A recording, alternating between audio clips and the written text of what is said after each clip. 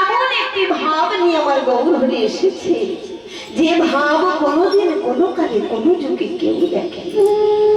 দুই তরু মিশ্রিত আমার রসের গোড়া, গোবিন্দের গোড়া ধরণীরা দুই মিলে হলো রসের গোড়া।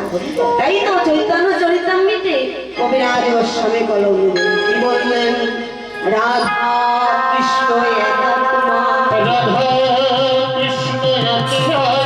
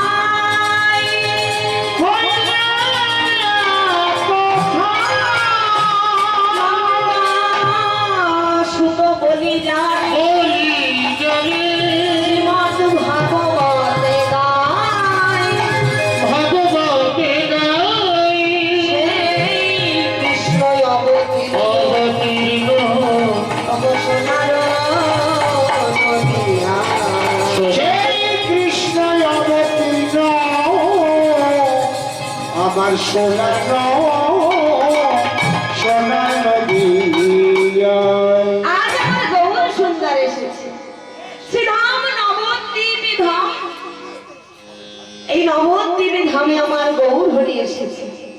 ওমা, গৌর হরি কেন এসেছে গো? বলছে ঈশ্বর পরম কৃষ্ণ সচ্চিদানন্দ বিগ্রহ, অনাদিরাদি গোবিন্দ সর্ব কারণের কারণ, যার ইঙ্গিতে লয়, যার ইঙ্গিতে প্রলয়, যার ইঙ্গিত ছাড়া একটি গাছের পাতা পর্যন্ত পড়ে না, এমনকি পথের ধুলি কণাও নড়ে না।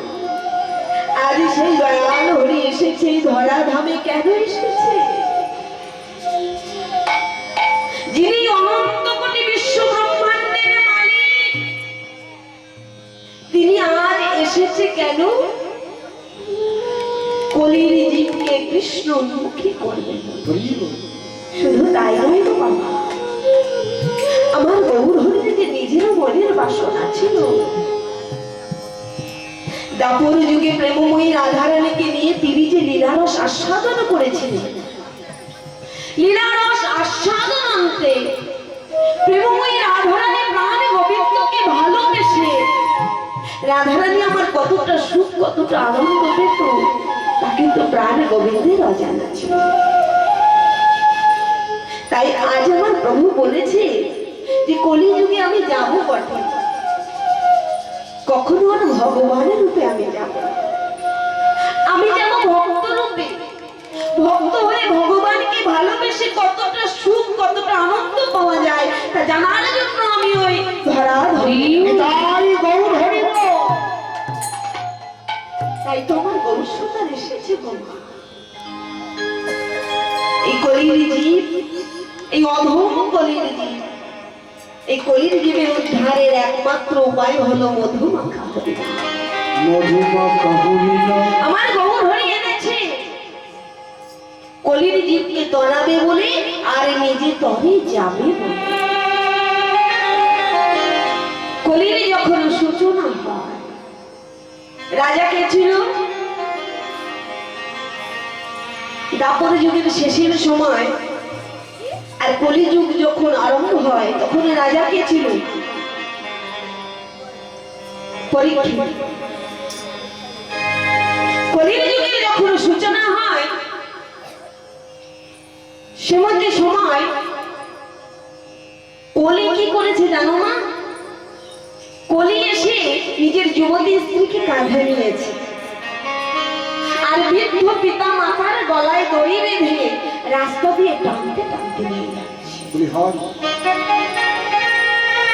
যখন রাস্তা দিয়ে চলেছে বৃদ্ধ পিতা মাতার কাতর আর্তনাদ ভগবান আর সইতে পারছে না গো। গোলক ধামে গোলকের হরি আর বসে থাকতে পারছে না।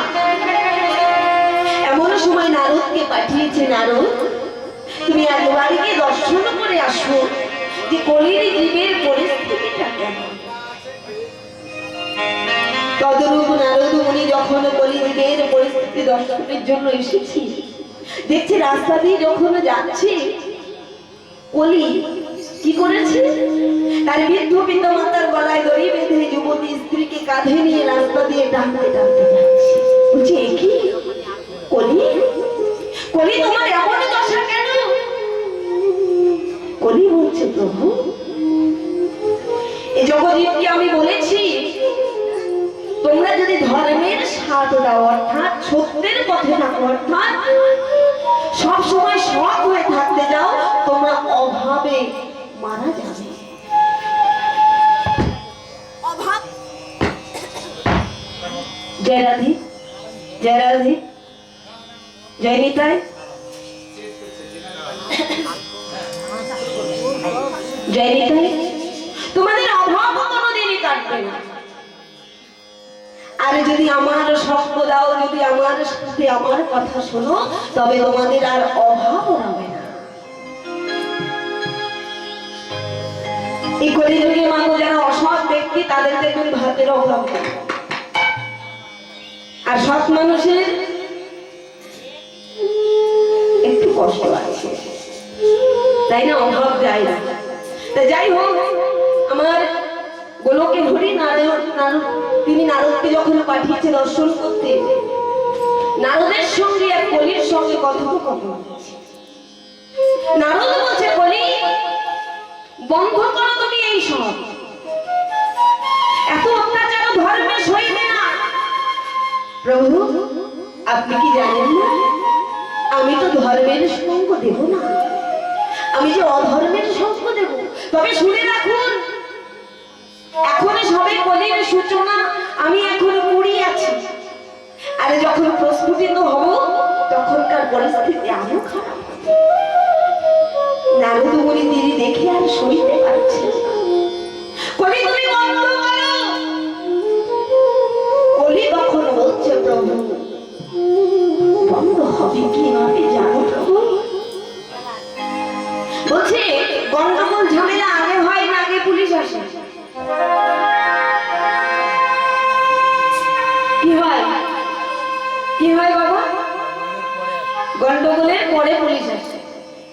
তাই আমার এদিকে কলি বলছে দেখো যত এই অধর্ম হবে, যত কলিযুগের অত্যাচার বেড়ে যাবে, তত তাড়াতাড়ি গোলকের হরি নেমে আসবে। প্রভু বলেছে আমার হতে আমার নাম বড়, নাম হতে ভক্ত বড়, ভক্ত হতে প্রসাদ বড়।